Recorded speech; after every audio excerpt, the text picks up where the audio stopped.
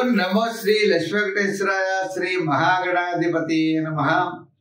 దేవం వందే జలధి శరదిం దేవతా సార్వభౌమం వ్యాసపృష్ఠ భువన విదిత యస్య వాహాది వాహాః. ప్రేక్షకుల నమస్కారాలు తెలియజేస్తూ మనం ఈ వారం రాశి ఫలాలు తెలుసుకుందాం. 27/7/2025 నుంచి 2/8/2025 వరకు ఉన్న గ్రహాల యొక్క పరిస్థితులు అనుసరించి మనం రాశి ఫలాలు తెలుసుకుందాం.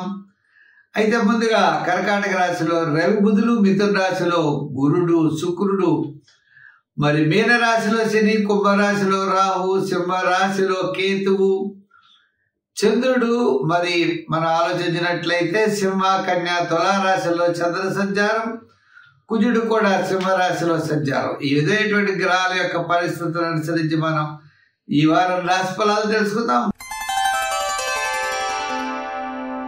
మేషరాశి వారికి వార ప్రారంభంలో సామాన్యంగా ఉన్న బుధవారం నుండి శనివారం వరకు చాలా ప్రోత్సాహకరంగా ఉన్నది. కుటుంబార్థిక సంతానపరమైన వ్యవహారాల్లో అనుకూలత, ఆర్థిక ప్రోత్సాహం, బంధుమిత్రుల యొక్క సమాగం, నూతనమైనటువంటి ప్రయత్నాల్లో అనుకూలత లభిస్తుంది.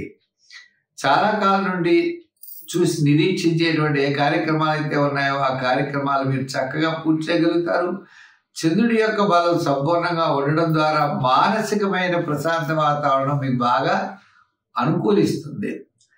కాదండి, ప్రభుత్వపరమైన వ్యవహారాలు ఆలస్యం అవుతాయి. దీర్ఘకాలిక ప్రయోజనాన్ని ఇచ్చేటువంటి కొన్ని పనులు తప్పనిసరిగా మీరు పూర్తి చేయగలుగుతారు.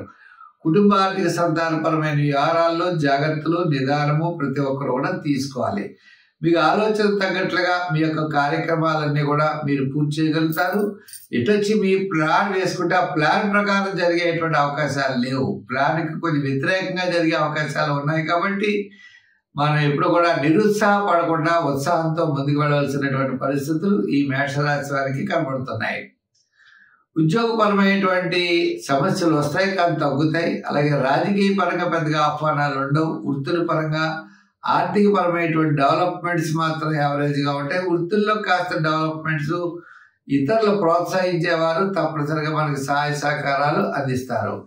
వ్యాపారాత్మకమైనటువంటి విషయాల్లో కూడా జనరల్, కిరాణా, మెడికల్, లోహ, యంత్ర, వాహన, చేతి వృత్తి పనివారు, కార్మికులకి, సంచార వ్యాపారస్తులకి వారు చాలా ప్రోత్సాహకరంగా ఉన్నది. ఐటీ రంగం వారికి పర్వాలేదు, షేర్స్ వారికి కూడా పర్వాలేదు. అయితే రియల్ ఎస్టేట్ వారికి మాత్రం సామాన్యంగా ఉన్నది.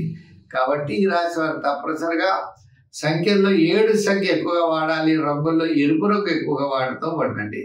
మరి ఆరాధన విషయం వచ్చేప్పటికి శనివారం నియమం పాటిస్తూ ఉండండి. శనివారం నాడు తైలాభిషేకాలు చేయండి. అలాగనే మీరు శనివారం నాడు కొంత నియమం పాటిస్తూ జమ్మి చెట్టు దొరికితే ప్రదర్శనం చేయడం, శని భగవానుడిని పూజించడం, ఆయన యొక్క స్నేహితుడైనటువంటి ఆంజనేయ స్వామిని వారిని కూడా పూజించడం ద్వారా మీకు కాస్త మెరుగైన ఫలితాలు ఉంటాయి. ఈ మొత్తం మీద ఈ రాశి వారికి వార ప్రారంభం యావరేజ్ గాను, తదుపరి వారాంతం అంతా కూడా ప్రోత్సాహకరంగా ఉంటుంది.